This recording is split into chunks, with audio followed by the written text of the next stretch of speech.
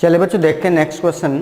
कह रहा था vertices A B C and D of a coordinator A B C D lie on a circle, angle A is thrice angle C and angle D is twice angle B, what is the difference between the measure of angle B and C. किसी चतुर्भुज के शीर्ष ए B सी और D एक वृत्त पर स्थित हैं।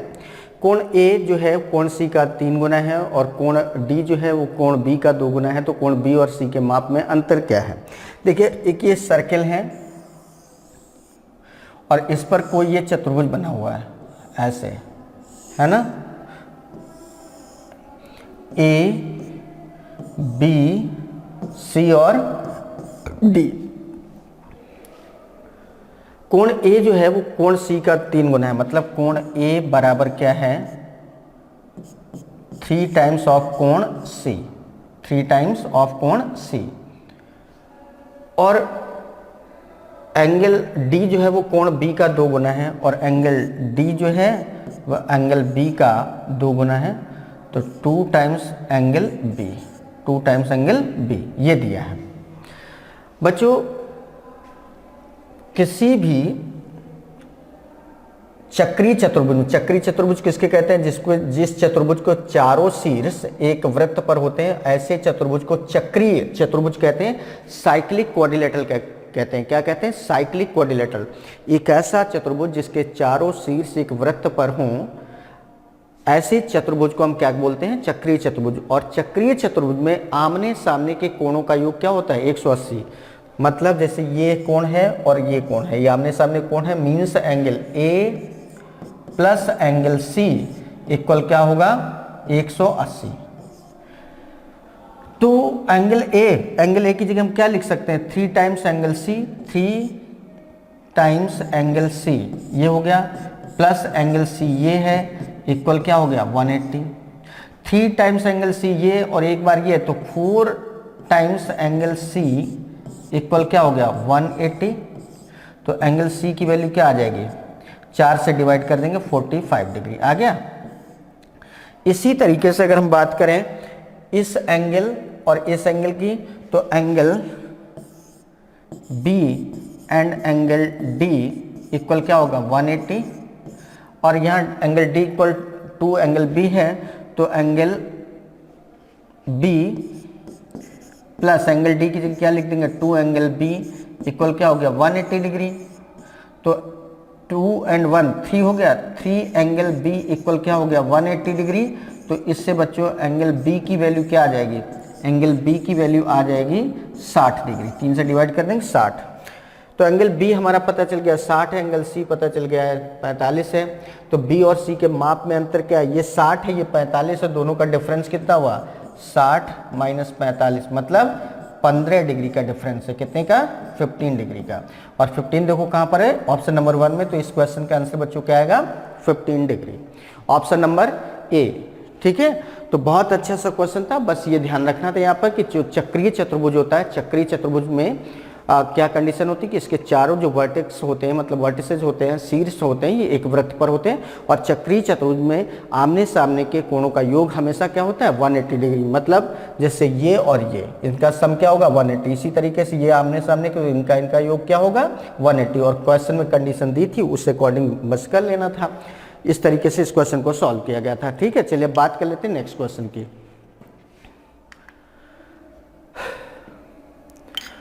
When an article is sold for ₹291, there is a loss of 3%. What will be the selling price of the article if it is sold at a gain of 8%? देखो बच्चों, जब 291 रुपये में इस वस्तु को बेचा जाता है तो 3% की हानि होती है।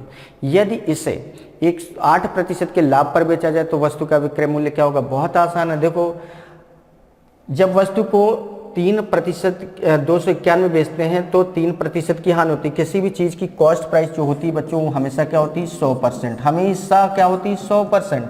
अब 3% हानि पर बेचा जा रहा है, मतलब वो 97% में बेची जा रही होगी। और वस्तु को बेचने पर मिल कितने रहे 291 रुपये, मतलब 291 जो है वो 97% के इक्वल हैं। तो 291 को हम 97 से डिवाइड कर देंगे तो ये 1% की वैल्यू आ जाएगी। तो कह रहा है तो 8% के लाभ पर बेचने के लिए विक्रय मूल्य क्या होगा। अब 100% तो चीज़ की कॉस्ट प्राइस हो गई, अब 8% का प्रॉफिट चाहिए, मतलब हमें कितने में बेचना है, 100 + 8 मतलब 108% में बेचना है। तो 108% की वैल्यू क्या होगी, ये निकालना है। तो 97 का ये जस्ट 3 गुना है। कितना है, जस्ट 3 गुना, ठीक 3 गुना है। तो 3 अट्ठे 24, 3 एकम 3, 324 आ जाएगा। कितना आ जाएगा, 324। और 324 कहाँ पर ऑप्शन दिया है, ऑप्शन नंबर सी। तो इस तरीके से इस क्वेश्चन का आंसर क्या आ जाएगा बच्चों, ऑप्शन नंबर सी। बहुत आसान था, बस ध्यान ये रखना था किसी भी चीज़ की कॉस्ट प्राइस हमेशा बच्चों क्या होती है, 100%। अब कह रहा था 3% लॉस पर बेच रहे हैं, और उधर बात कर रहा है बेचने की 291 रुपये, मतलब 291, 291 जो होगा वो कितने परसेंट के इक्वल होगा, 97% के। भाई 100% की चीज़ को 3% घाटे में बेच रहे हैं, लॉस पर बेच रहे हैं, मतलब 97।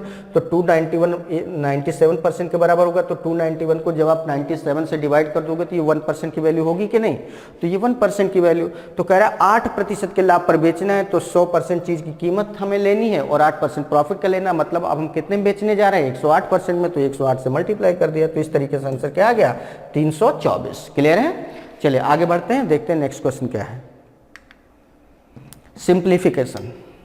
देखिए क्या लिखा है बच्चों, 3 × 2 divided by 3 of 12 minus 3 divided by 2 × 2 minus 3 × 2 plus 3 divided by 2 of 3, है ना।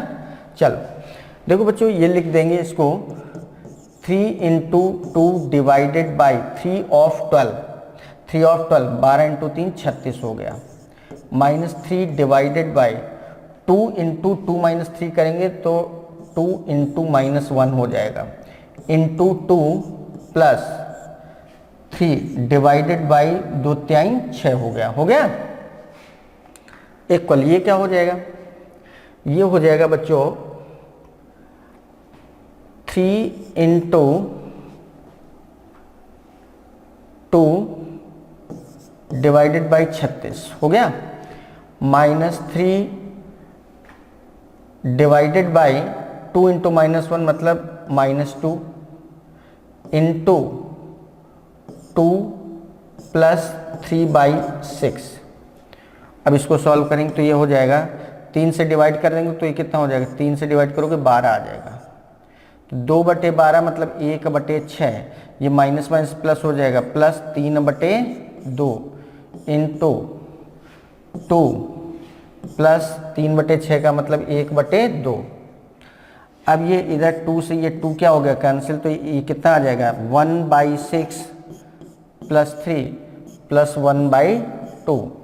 इसके अपॉन में 1 ले लेंगे तो एलसीएम कितना आ जाएगा बच्चों, ये एलसीएम आ जाएगा 6। तो ये हो जाएगा 1 प्लस 6 तिरका 18 प्लस 2 3 6 3, कितना हो गया, 18 3 21 1 22, 22/6, 22/6 का मतलब कितना हो गया, 2 से डिवाइड कर देंगे तो 11/3, 11/3 को सॉल्व करेंगे तो कितना आ जाएगा, 3 तिरका 9, 2 बचेगा, 2/3, 3 होल 2/3, 3 होल 2/3 कहाँ पे आ रहा है, ऑप्शन नंबर डी। तो इस तरीके से इस क्वेश्चन का आंसर क्या आएगा, 3 होल एंड 2/3।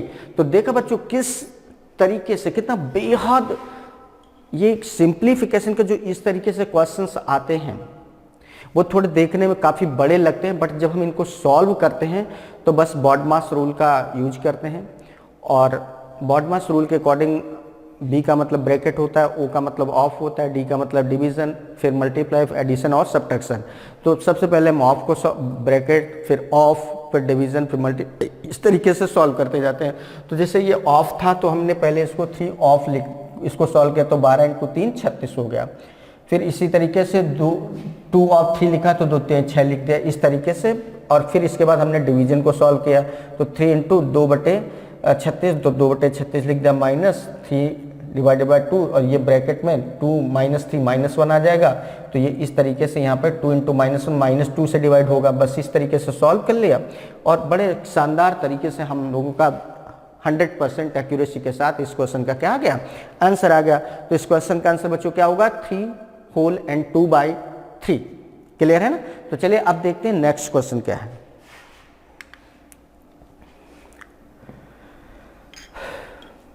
अमित ने ए से बी की यात्रा 80 किलोमीटर प्रति घंटे की औसत गति से की। उसने शुरुआती 75% दूरी को 2/3 समय में तय किया और शेष दूरी को x किलोमीटर प्रति घंटे की अचर गति से तय की। तो x का मान क्या है? Amit travelled from A to B at an average speed of 80 kilometre per hour. He travelled the first 75% of the distance in 2/3 of the time and the rest at a constant speed of x kilometre per our.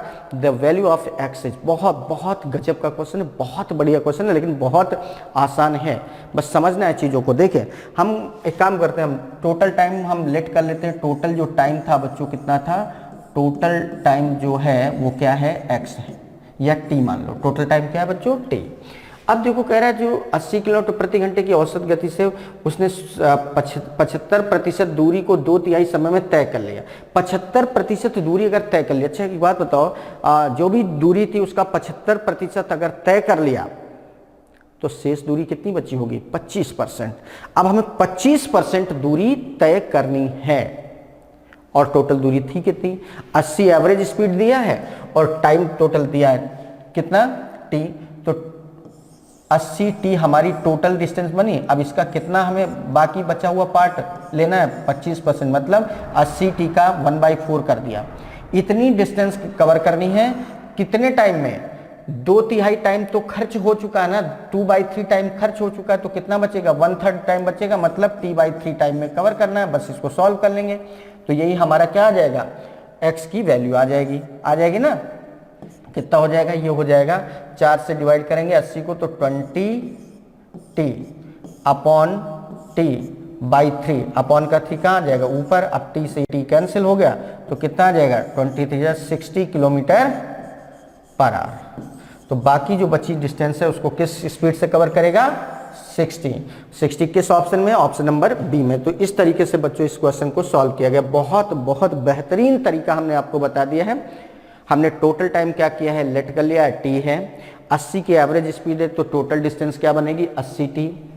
75% distance cover हो चुकी है तो बाकी बची दूरी कितनी है? उसका 25%। तो 80t टोटल है, उसका 25% मतलब 1/4। इतनी डिस्टेंस कवर करनी है कितने टाइम में? जो टाइम बचा है 2/3 टाइम खत्म हो चुका है। t का 2/3 खत्म कर दो तो कितना बचेगा?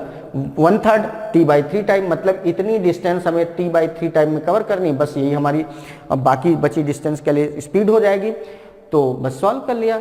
तो 4 इधर 20t आ गया, अपॉन t/3 था, अपॉन का 3 ऊपर आ गया, सॉल्व कर लिया। देखिए सेकंडों में आंसर आ गया, कहीं कुछ इधर उधर करना ही नहीं था। तो बहुत गजब का ये क्वेश्चन था बच्चों, और जो कि हमने सॉल्व कर लिया। तो चलिए अब देखते हैं अपना नेक्स्ट क्वेश्चन क्या है। 3 sin theta equal to cos square theta. जहां पर थीटा क्या है? 0 से ज्यादा है, 90 डिग्री से कम है, तो value of tan theta plus cot theta plus sin theta की वैल्यू क्या होगी ये बताना है। तो देखो 3 sin थीटा इक्वल क्या दिया है बच्चों? 2 cos स्क्वायर थीटा, है ना।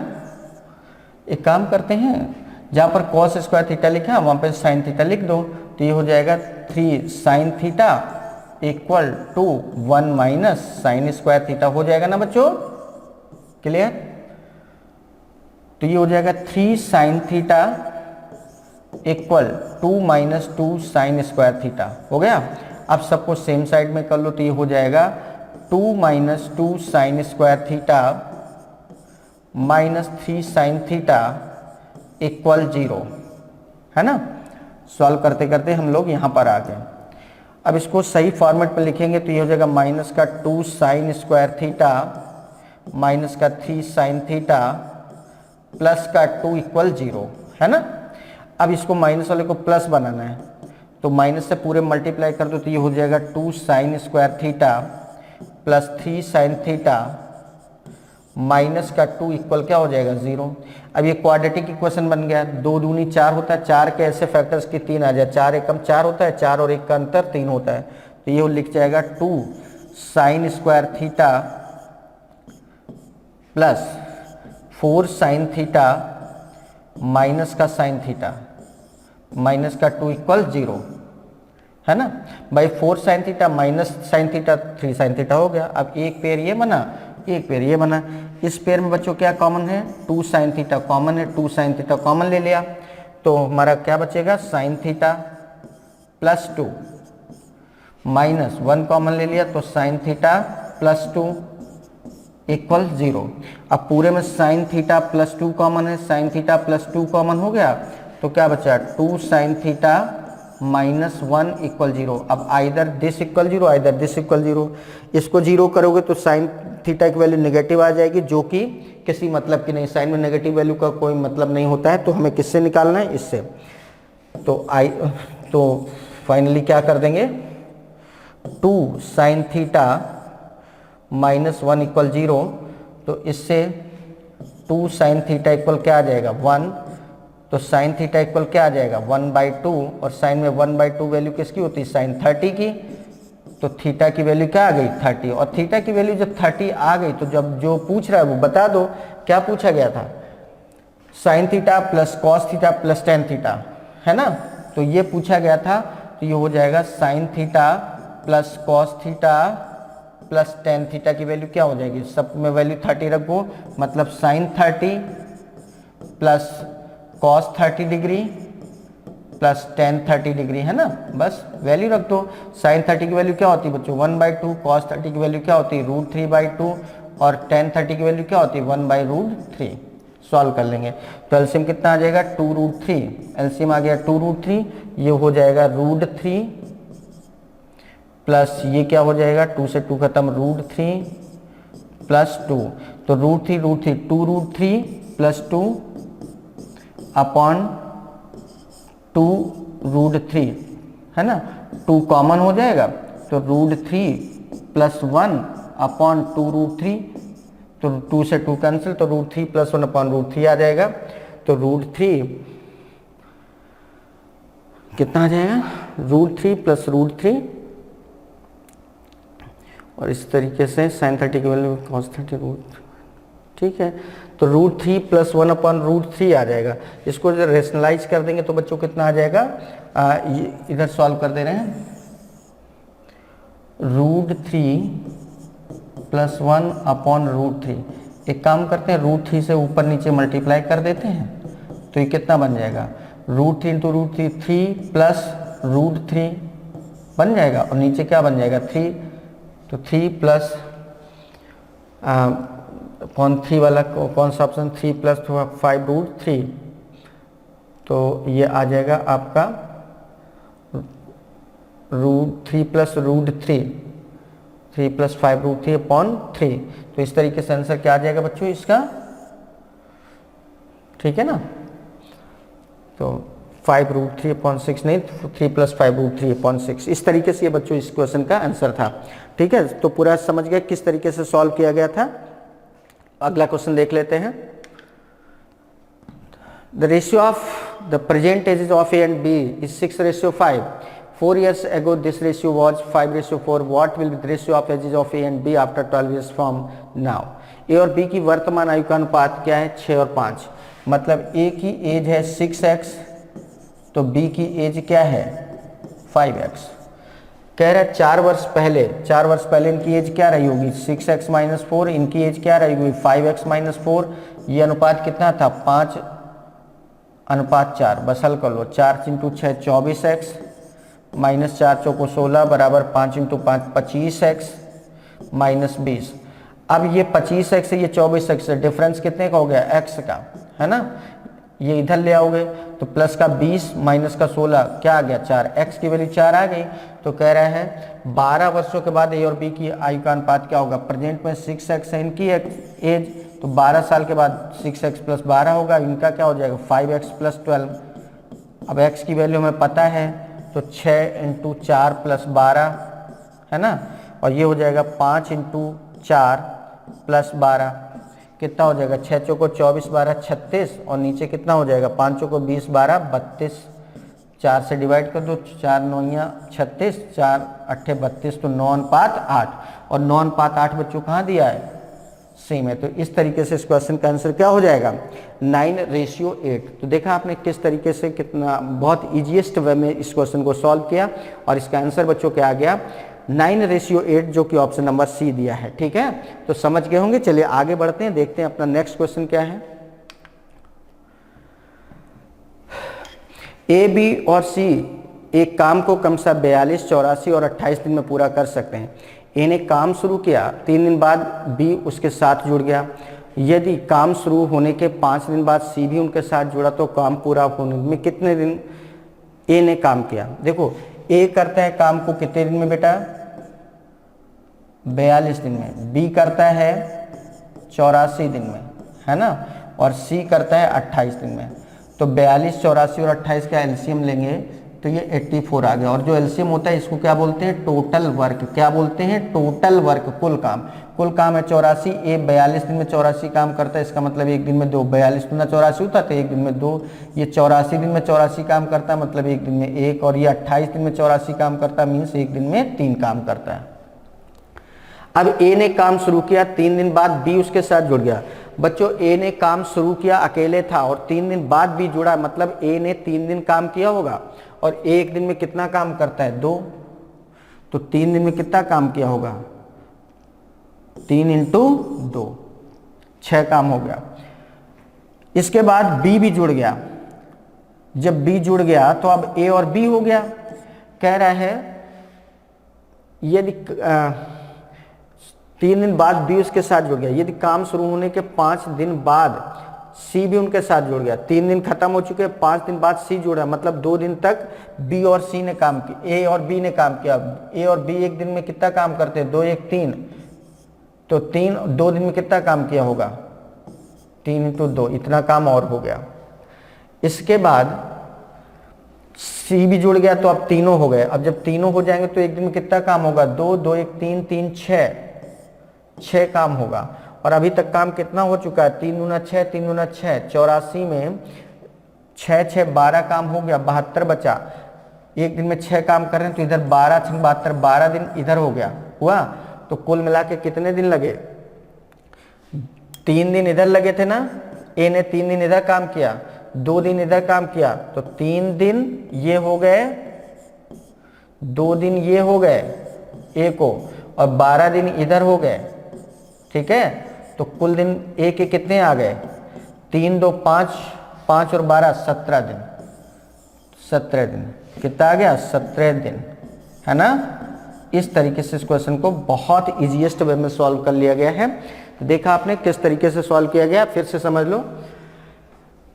ए किसी काम को करता था 42 दिन में, बी 84 दिन में, सी 28 दिन में। एलसीएम आ गया 84, ये कुल काम हो गया। ए 42 दिन में 84 काम करता है तो एक दिन में 2 काम करेगा, ये 1 काम करेगा और ये 3 काम करेगा। ए ने अकेले काम शुरू किया, ए एक दिन में 2 काम करता है, 3 दिन तक काम किया तो 3 दूना 6 काम इधर हुआ। फिर इसके बाद बी भी मिल गया। अब ए के साथ बी, मतलब ए और बी दोनों एक साथ हो गए तो एक दिन में कितना काम होगा? 3, और 2 दिन तक और काम हुआ तो 3 दूना 6 काम और हो गया, 5 दिन हो गए पूरे। अब इसके बाद सी भी आ गया। अब जब सी आ जाएगा तो एक दिन में कितना काम होगा? 2 1 3 3 6, एक दिन में 6 काम होगा।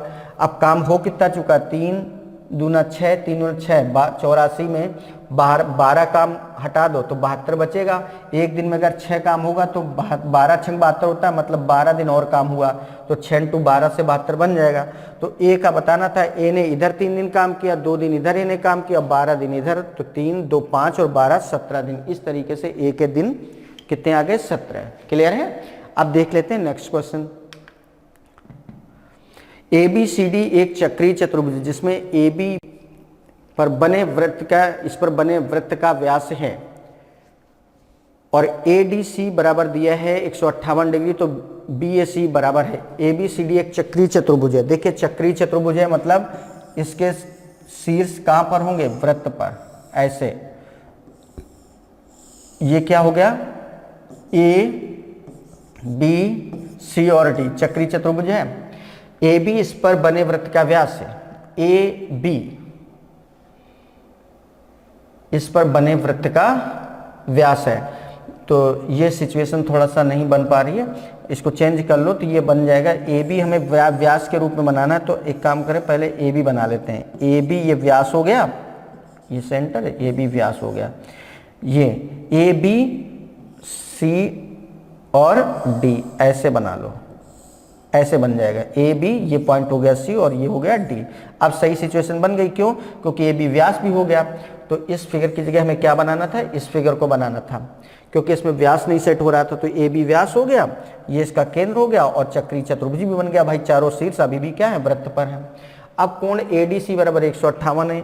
ADC ये 158 दिया है, तो BAC बराबर होगा BAC, ये वाला कोण कितना होगा ये बताना, BAC ये वाला कोण, ठीक है। चलो देखो कैसे बताएंगे बच्चों। अर्धवृत्त, ये व्यास अगर है तो ये ऊपर वाला पोर्शन अर्धवृत्त हुआ, आधा वृत्त, अर्धवृत्त पर बनने वाला कोण हमेशा समकोण होता है, तो ये कोण 90 हुआ। और चक्रीय चतुर्भुज में आमने सामने के कोणों का योग 180 होता है, मतलब अगर ये 158 है तो इसको मिला कि ये 180 होना चाहिए, तो 158 के बाद कितना बचा 22, तो ये हो गया 22 डिग्री। अब इस त्रिभुज में देखो तीनों कोणों का योग 180 होता है, 90 और 22 कितना हो गया, 90 प्लस 22 कितना हो जाएगा, 90 और 22 ये हो गया 112 डिग्री। इन दोनों कोणों का योग 112 डिग्री हो गया, और त्रिभुज के तीनों कोणों का योग क्या होता है 180, तो 180 में अगर 112 ये हटा दो तो ये वाला कोण आ जाएगा कि नहीं, तो 180 में 112 घटा दो, है ना, तो कितना बच जाएगा 68 डिग्री। इसका मतलब ये वाला जो कोण है ये वाला, ये कितना आ गया 68 डिग्री। ये कहाँ पर दिया, ऑप्शन नंबर सी में। तो इस तरीके से इस क्वेश्चन का आंसर बच्चों क्या आ जाएगा 68 डिग्री, है ना।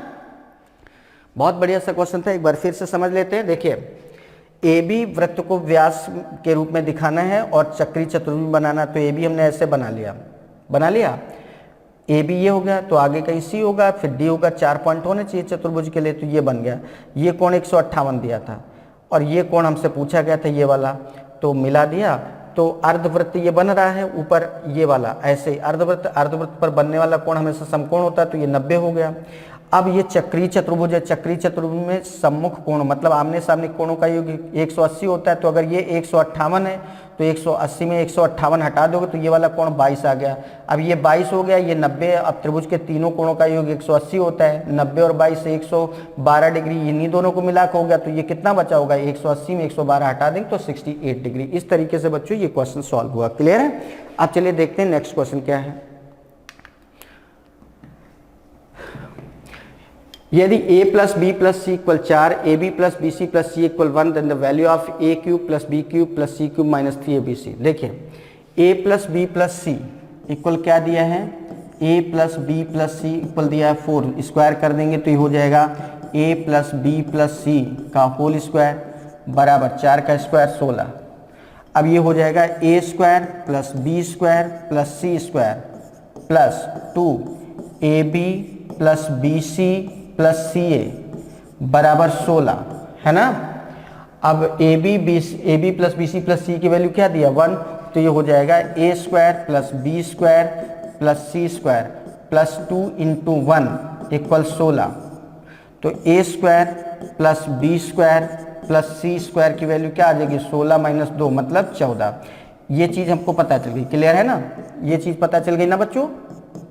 जब ये पता चल गया तो हमसे जिससे पूछा गया है A cube plus B cube plus C cube minus 3abc, तो ये बराबर होता है a plus B plus C, और इस ब्रैकेट में क्या होता है a square plus B square plus C square minus A B plus B C plus C, यही होता है ना फार्मूला। बस वैल्यू रखो तो देखो ये हो जाएगा a plus B plus C कितना दिया है, a plus B plus C दिया है 4, तो इसकी जगह 4 लिख दिया into A square plus B square plus C square की वैल्यू हमने निकाल ली, कितना आ रहा है 14 minus A B plus B C plus C A की वैल्यू क्या आ रही है 1, है ना। तो कितना हो जाएगा 4 इंटू 14 माइनस 1 13, 13 चौको 52, 52 कितना आ गया बच्चों 52, और 52 हमारा कहाँ पे दिया है ऑप्शन नंबर सी में, तो इसका आंसर क्या होगा 52। तो इस तरीके से बच्चों ये क्वेश्चन था। तो देखा आपने ये पूरा का पूरा यहाँ पर जो आपका एसएससी CHSL का पेपर था 2019 का, जो कि 2 जुलाई को कंडक्ट हुआ था, वो पूरा का पूरा 25 क्वेश्चन आपने डिस्कस कर लिए। उम्मीद करते हैं कि एक एक क्वेश्चन बहुत बढ़िया तरीके से आपको समझ में आया होगा, कहीं कोई प्रॉब्लम नहीं हुई होगी। तो इसी उम्मीद के साथ कि बहुत कुछ अच्छा है, बहुत आप अच्छा कर रहे हैं, बहुत एफर्ट डाल रहे हैं, बहुत जी जान से लगे हुए हैं, प्रतिफल मिलना श्योर है, और उसी प्रतिफल को फलीभूत करने के लिए हम लोग लेकर आने वाले हैं अब अगला पेपर, और उसको सॉल्व करेंगे। तो चलिए आज इजाज़त दीजिए, जिससे कि हम नया पेपर लेके आपके सामने प्रस्तुत हों और उसको डिस्कस करें हम लोग मिलकर। तो चलिए बात करते हैं अपने नेक्स्ट पेपर की।